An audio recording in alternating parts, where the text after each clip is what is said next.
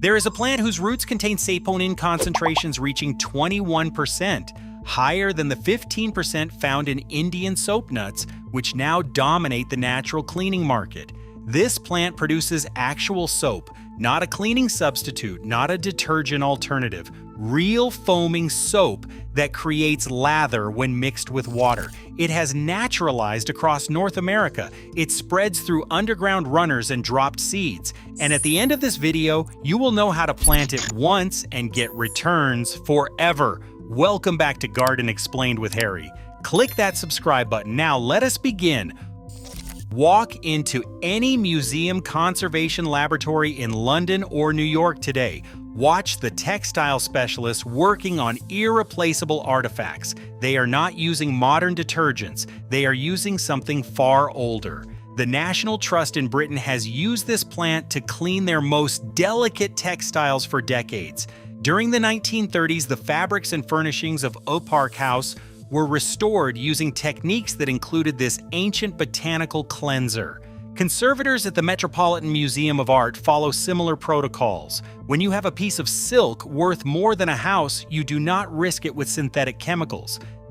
This plant is soapwort, Saponaria officinalis. The scientific name comes from the Latin word sapo, meaning soap. The Romans knew what they had. Ancient Roman households would grow it around their bathhouses, using it as a water softener 2,000 years before anyone invented detergent pods. The record spans civilizations. In medieval Europe, soapwort was the standard cleaning agent. Historical records show that households across England, France, and Germany relied on this single plant for washing everything from wool tunics to silk tapestries. The plant earned dozens of folk names across different regions, names like bouncing bet, crow soap, latherwort, fuller's herb, and bruisewort. Each name tells you something about how people used it. Fullers were textile workers who cleaned and thickened newly woven cloth. They built their entire trade around this plant. Working-class British families used soapwort to wash their wooden and pewter dishware. They scrubbed their laundry with it. They cleaned their homes with it. When colonists crossed the Atlantic Ocean to North America, they did not leave this plant behind. They carried it with them. Soapwort was considered essential enough to earn space on ships crossing 3,000 miles of ocean. That tells you everything about how valuable this plant was to daily life. Perhaps the most remarkable historical claim involves the Shroud of Turin. Researchers believe soapwort extract was used as a gentle cleanser on this ancient relic. When you need to clean something that millions of people consider sacred, you reach for the gentlest, most proven cleaning agent in human history. You reach for soapwort. The historical record is clear. For at least 2,000 years across Europe and Asia and eventually North America, this single plant handled the cleaning needs of entire civilizations. Then it vanished from common knowledge within a single generation. Modern science has not forgotten. Researchers continue studying this plant, and what they have found validates everything our ancestors knew. A 2019 study from Harvard University examined the chemical and physical properties of soapwort extract, as well as its foaming behavior. The researchers discovered that soapwort produces metastable, solid-like foams with high foam capacity and stability. 100% of the extract forms foam. 85% of that foam remains stable after 1 full hour. No synthetic detergent marketing department could print numbers that impressive. Chemistry explains why. Over 40 different saponins have been isolated from soapwort so far. More recent analysis suggests the extract contains a complex mixture of an estimated 72 distinct saponin compounds. These are not simple chemicals. This is sophisticated botanical engineering, refined over millions of years of evolution. A 2021 study published in the International Journal of Environmental Research and Public Health compared soapwort directly against the synthetic surfactants in commercial products. The researchers tested sodium lauryl sulfate, sodium laureth sulfate, ammonium lauryl sulfate, and cocamidopropyl betaine. The results were striking. Soapwort demonstrated protein and lipid solubilizing potential much lower than the 3 anionic surfactants. In plain language, soapwort cleans effectively while being dramatically gentler on skin and fabrics than the chemicals you currently pay for. Antibacterial research adds another dimension. A 2024 study demonstrated antibacterial activity of soapwort root extracts against multiple bacterial strains, including Escherichia coli, Staphylococcus aureus, Enterococcus facilis, and Salmonella enteritis. Your laundry detergent kills bacteria, so does soapwort. The difference is that soapwort does it without the synthetic chemical load. Scientists have documented that saponin-containing plants provide benefits as treatment for skin lesions caused by fungi. The cleaning action and the medicinal action come from the same compounds.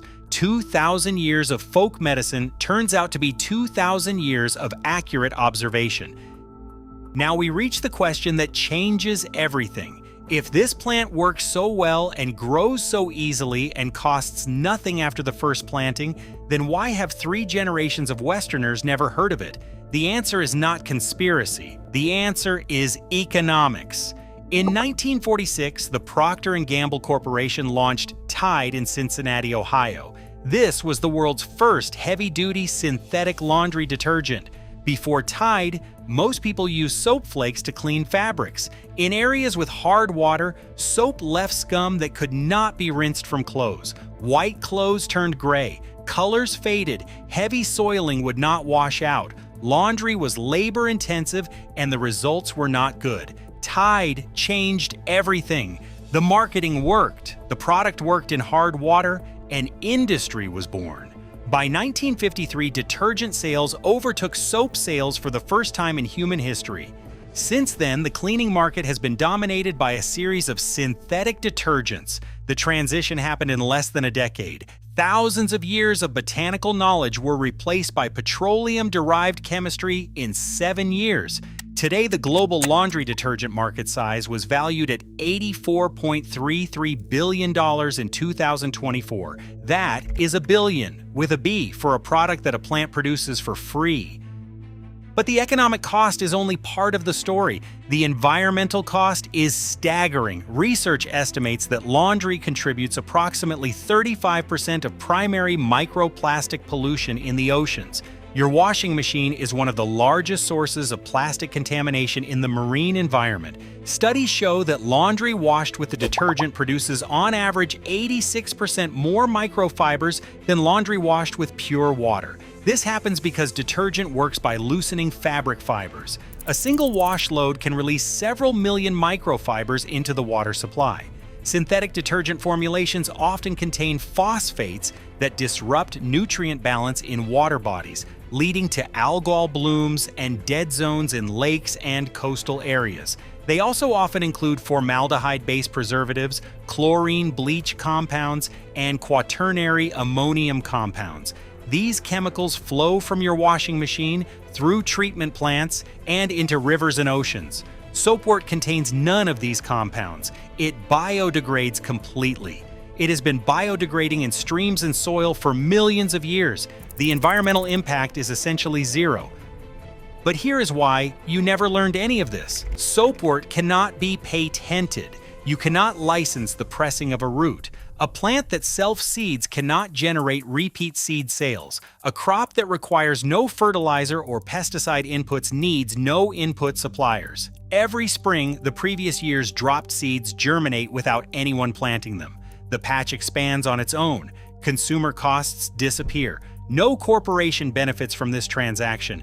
No shareholders see increased quarterly earnings. No executives receive bonuses. What cannot be owned cannot be sold. What cannot be sold cannot be marketed. What cannot be marketed does not enter public consciousness.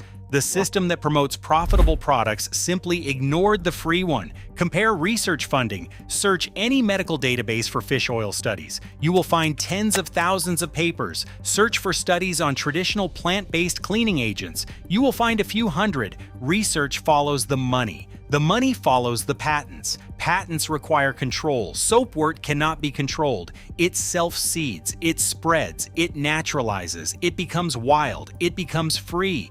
No company deliberately suppressed soapwort. The mechanism was simpler than that. Neglect, a plant that generates no repeat revenue, generates no marketing budget. 3 generations grew up seeing television commercials for Tide and Gain and All in Persil. No one aired commercials for the plant growing free along the highway. But the plant waited, it always waits. Soapwort has an aggressive survival strategy that should interest anyone thinking about long-term self-sufficiency. Its root system produces abundant orange rhizomes. These are underground stems that spread horizontally through the soil, sending up new plants as they go. One plant becomes a colony without any human intervention. The plant also spreads by reseeding itself. It flowers from late spring through fall, producing clusters of pale pink or white blooms. Each flower produces seeds. Those seeds drop to the ground and germinate the following spring. The combination of rhizome spreading and self-seeding means that soapwort often forms dense colonies that persist indefinitely. Illinois wildflower surveys document that this species has naturalized throughout much of North America. It often grows as a horticultural escape from old garden plantings. It establishes along roadsides and colonizes stream banks. It thrives in disturbed soil. The plant that colonists carried across the Atlantic 300 years ago now grows wild across the continent. Garden guides sometimes warn that soapwort can become invasive. This is a matter of perspective. What agricultural authorities call problematic, your descendants might call permanent infrastructure. Invasive means the plant spreads without permission. For someone building food and utility sovereignty, that is a feature, not a bug. Horticultural data confirms the growing conditions. Soapwort thrives in USDA hardiness zones 3 through 9. This covers most of the continental United States and equivalent climates in Europe and Asia. The plant tolerates full sun or partial shade, and it accepts moist to slightly dry conditions. It is not fussy about soil. It grows in loamy soil, gravelly soil, and sandy soil. It tolerates poor conditions that would kill more demanding plants. Once established, soapwort requires almost no care. It overwinters easily with a layer of mulch in cooler regions. It has few problems with insects and disease. The plant essentially takes care of itself while providing a continuous supply of natural cleaning agent. You can start soapwort from seeds planted directly in soil after the last frost date. You can propagate it by splitting the rootstock of an existing plant. You can often find established plants at herb nurseries or through seed exchanges with other gardeners. The initial investment is minimal. A packet of seeds costs a few dollars. A single division from a friend's garden costs nothing. Once settled into your soil, soapwort becomes a permanent feature. Gardeners report that the plant is almost impossible to remove completely once established. The rhizomes persist even when the above-ground growth is cut back. New shoots emerge from root fragments left in the soil. This persistence is exactly what makes it valuable as long-term infrastructure. Seedlings grow quickly with consistent watering and well-drained soil. Mature plants can reach 3 feet tall. The pale pink flowers attract pollinators throughout the blooming season.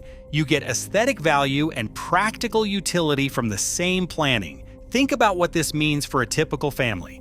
The average American household spends between $150 and $200 a year on laundry detergent alone. Add dish soap and hand soap and all-purpose cleaners, and that number climbs higher. Over a 20-year period, a family might spend $4,000 or more on cleaning products. Over a lifetime, that figure could reach $15,000. All of it goes to corporations. All of it flows out of your household economy forever. Now picture a different scenario. A small patch of soapwort established in a corner of your yard, maybe 10 square feet of space. The initial cost might be $5 for a seed packet or nothing at all if a neighbor shares a root division.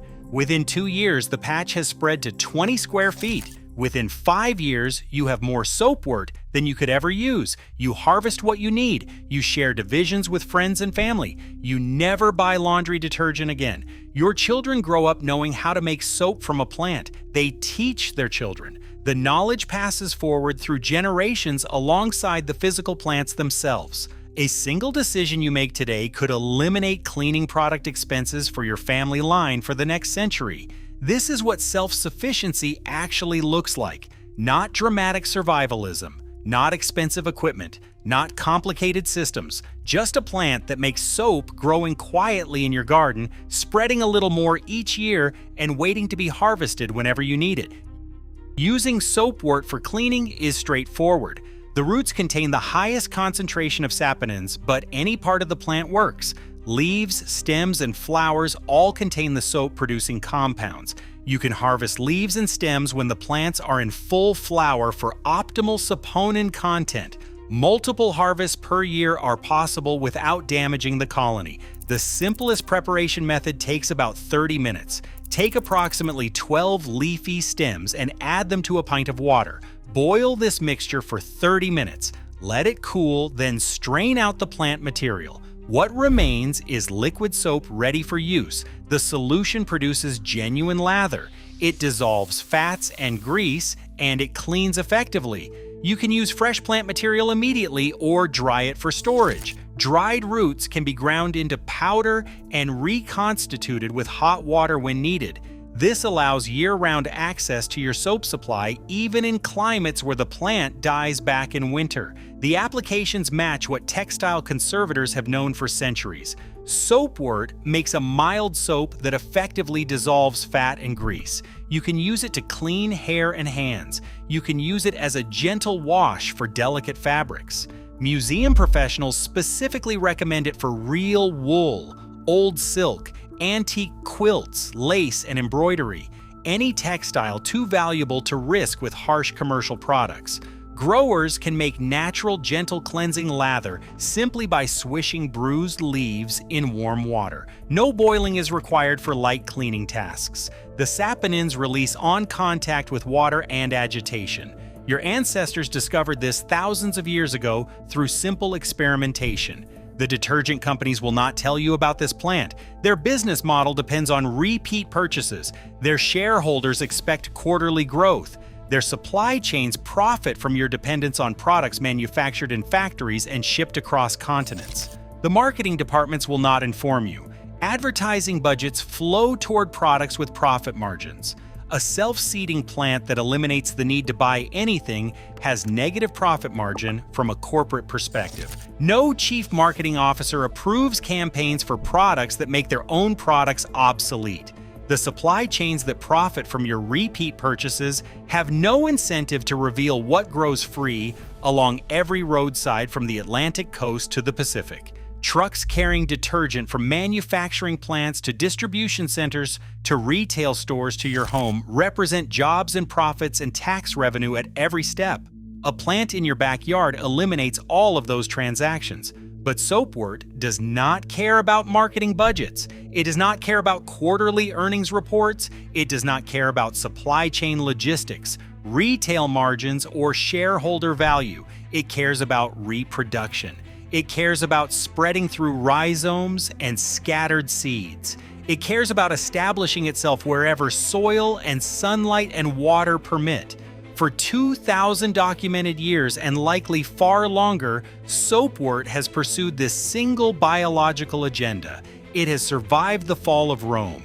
It has survived medieval plagues. It has survived industrial revolutions, world wars, and the rise of synthetic chemistry. It will continue for 2,000 more years, longer than any corporation, longer than any brand name, longer than any patent or trademark or marketing campaign. And now you know that the highest saponin plant grows wild across your continent.